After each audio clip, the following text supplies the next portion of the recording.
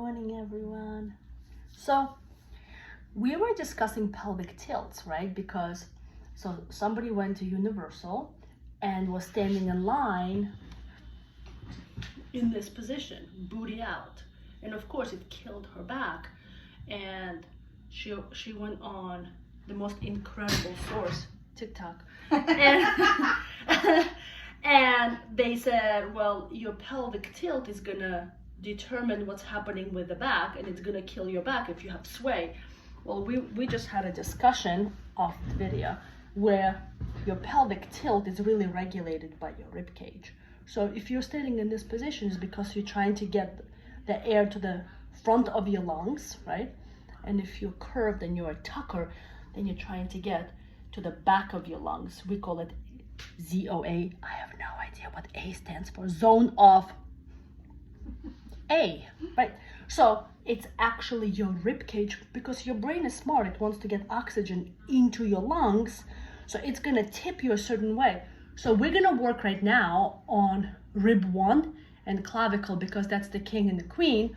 They determine which way you're tilted. Also sideways, because we're not symmetrical. Here we go. So I'm gonna lay the head flat, because I need that cervical spine flat. You're gonna flip your hair out of your way. Where about my hands? Down? Karate chop chop, yes. So now, forgive my back, we're working on rib 1.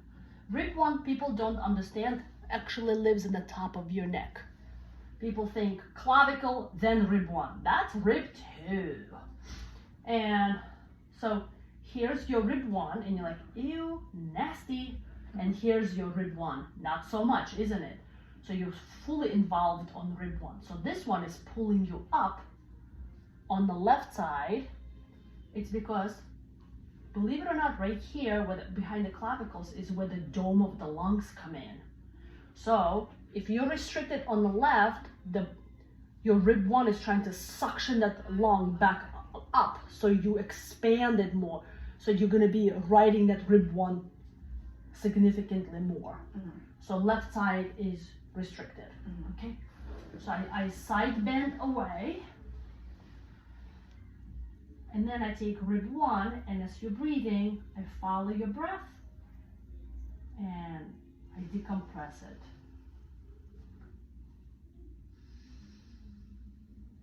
Goes up, and as you blow out, it comes down, and you feel that. Yeah, that's weird. Yes, it feels very raw. Yes. It doesn't feel like a bone, it feels like a little nervy. But remember, cervical spine is nervy. So much is coming out of it. So one hand is on rib 1, following the breath and letting go, and then compressing it where it's supposed to follow. My left hand is manipulating the cervical spine. That feels gross.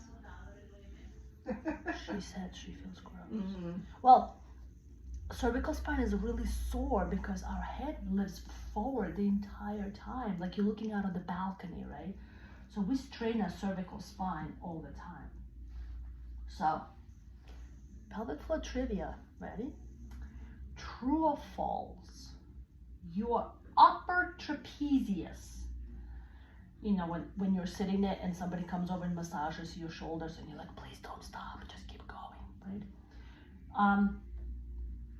It doesn't insert in the back of your skull, all the way almost to the middle in the back of your skull.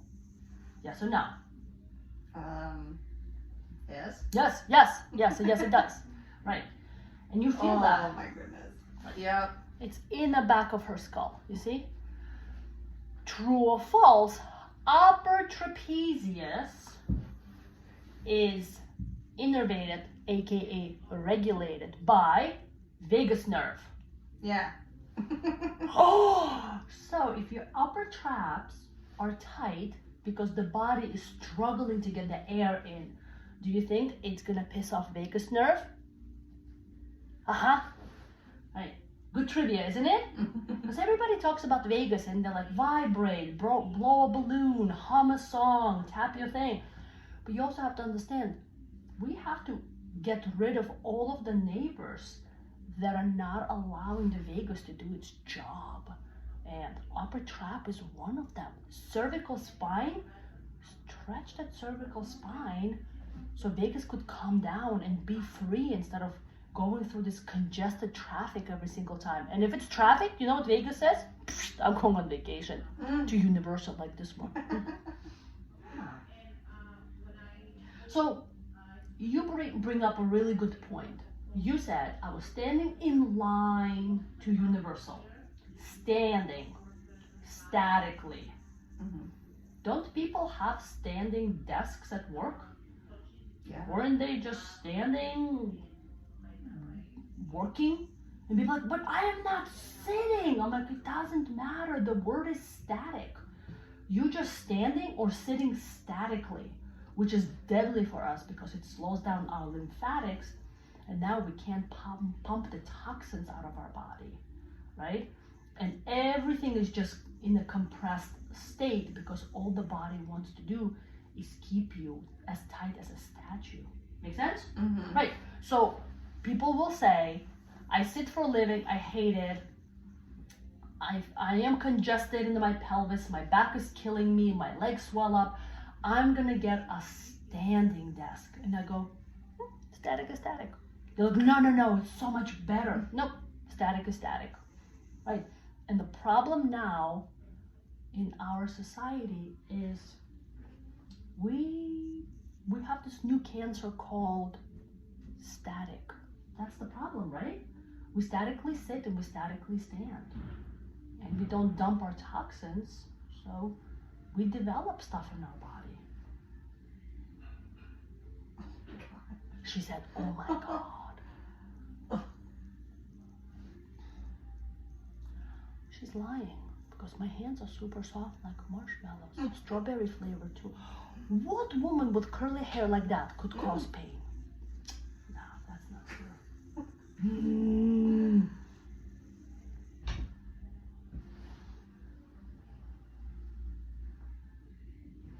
So now we worked on rib 1, right? Watch the clavicles. So we're going into this space of the clavicle. See how you're supposed to have space? That's where your lymphatic lives. Good side is right side. Right. That's a good sign. That's the good side. Here's the bad side. You feel how congested that is versus that? Yeah. Yes. So I go on the opposite side.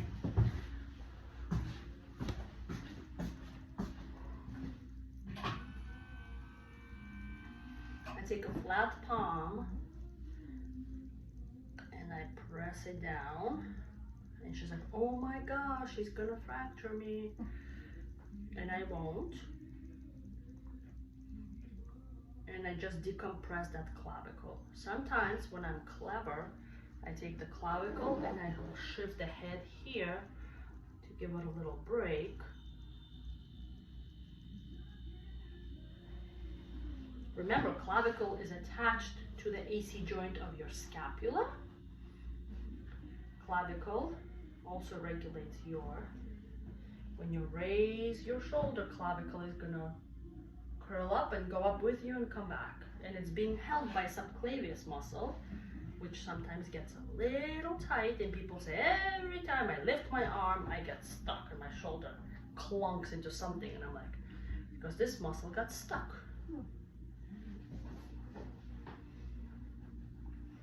Sometimes I see that people will fracture their clavicles as children, and then there'll be like a bump in the clavicle. So you know nobody released it. So then they tend to breathe into that clavicle. And sometimes I'll elevate that arm.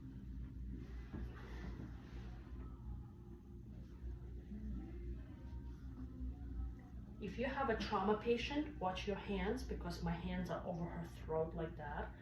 So you have to tell the patient, like, my fingers are going to be like this.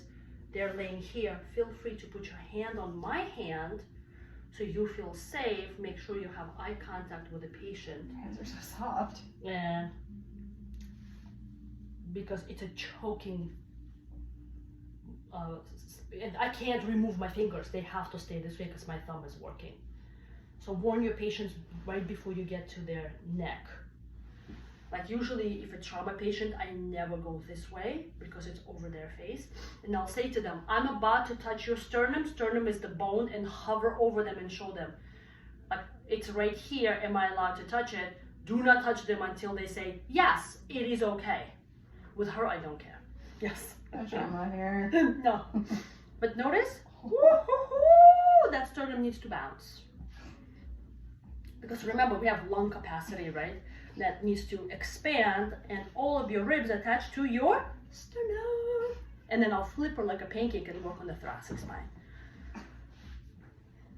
So let's assess where the rib cage is.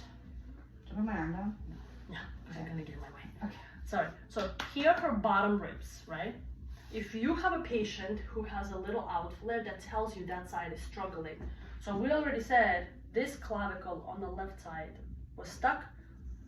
The rib was stuck, and you could see she has an outflare on that side. So that confirms that the body's struggling. On this side? Mm-hmm. I always thought it felt kind of weird down here.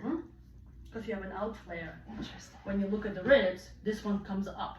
Some mommies will have that is because someone's butt lived inside of you, and you couldn't contract your obliques, so the ribs came up, because every time you breathe, your ribs do that. So I'm gonna try to release the ribs and bring them down, but this is the side where you have to do a side plank. So in her case, it's going to be the opposite, because you want to engage that internal oblique and that transverse abdominis to bring that rib cage down. And see, when you bring the rib cage down, now you have all the space for the lung to come up. Side planks are really difficult for me. Yeah, me I'm too. very weak.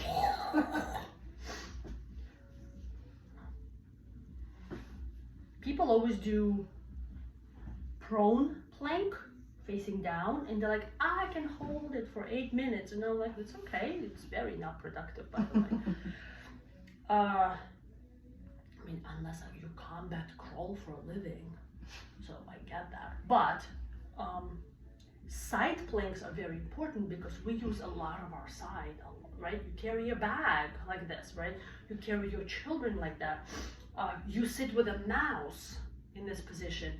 We drive and we lean on that side. So you have to always strengthen the obliques and the transverse abdominis, so the rib cage, it gets pulled down, so it has a chance to relax. Otherwise it's gonna ride up on you. And then people show up like this, and I'm like, what happened to your neck? And they're like, I know, I can't bring my shoulders down. I'm like, because you're breathing with your shoulders, not your rib cage. Makes sense, right? Mm-hmm.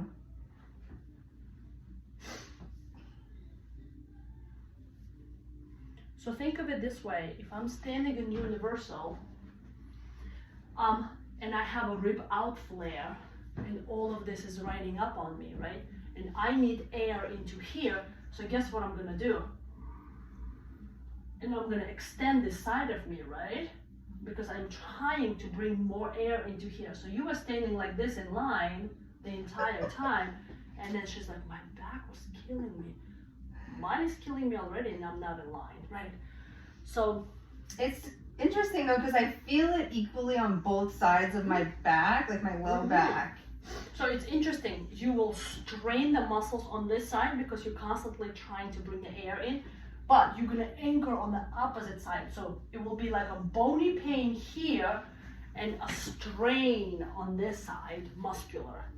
But for the body, it's like, that's all just dysfunction, and you're standing in this position, and the body will give you pain so you could get out of that position. Well, she was too busy standing in line to universal. She wasn't getting out of any position.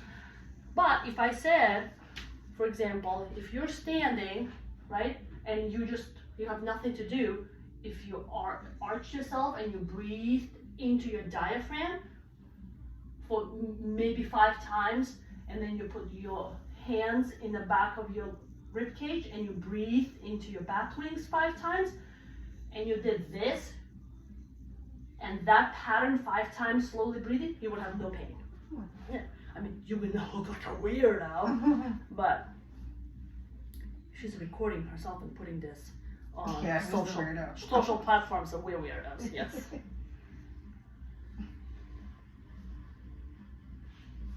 So I'm gonna move that rib cage, and people think that they're like, oh my god, you're gonna fracture me. I'm like, no.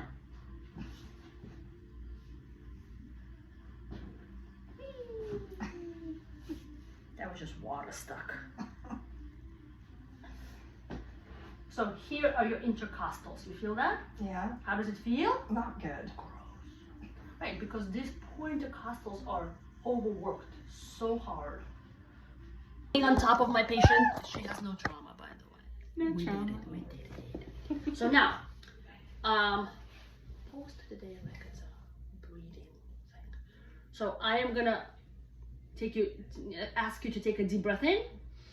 Rib cage expands, and as you blow out, I bring your internal rotation and in. Feel that? Yeah, and do it again. And let go and bring it down. And then let go, that's reflex. And now I'm watching you do it because, blow out, watch what you do. Yep, do not use your rib 1. So I anchored her, see I'm holding her, yeah. Breathe into here, fill this up with air. Feel that? Yes, and down you go. So now, gently side bend into here. So when you wake up in the morning, gently side bend, and then flex yourself, and just breathe into here. Tell your brain to come here. See, it's not shoulders anymore, is it? It's literally in here. And now you say to your brain, come in here, you're gonna take this leg, you're gonna dig this heel in, that activates your brain. So now your brain knows which side to run through. So we said left, and do it again. So she's really in this position, and she's taking her foot and pressing the heel into the bed and breathing into here. She's breathing in, and then she's assisting to bring it in and down. Because we're trying to get rid of that outflare. Because it's empty space, right? She doesn't get air in here, it just does this, right? Like a door hinge. So now she's teaching it needs to collapse and spring up and fill up with air. But now, you're good. If I go in the back of you, and I say, can you breathe into your bat wings? It's weird, isn't it? So I'm gonna collapse her and breathe in.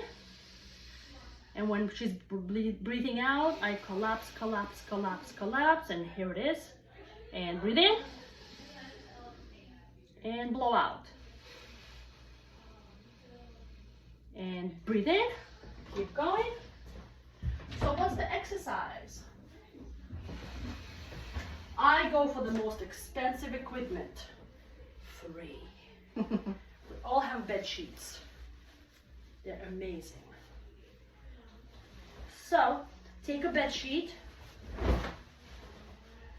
and you're gonna arch up. You're gonna put it on the bottom of your rib cage, right? And then you're gonna twist it. See how it collapsed you? So breathe in, blow out. Feel that? Oh yeah. Now breathe in. Now I'm giving her intercostal muscles resistance. And blow out. Now her intercostal muscles are at the gym. And go. So she cannot take me home because I eat too much. So she's gonna hold this bed sheet by herself. Go. You feel that? Because she just collapsed herself and she's breathing in this position. Her diaphragm is relaxed. She's teaching her intercostals to do a lot of the job. And then when she lets go, so let's say she does it for 3 minutes, right? If you let go, and now I say, breathe into the back of you. It feels different because now the brain understands what's the back of me, right? And the best job is she's not using her shoulders. So if she's not doing this, and the air is not trapped here, she's not gonna really rotate in any direction. That's breathing 101.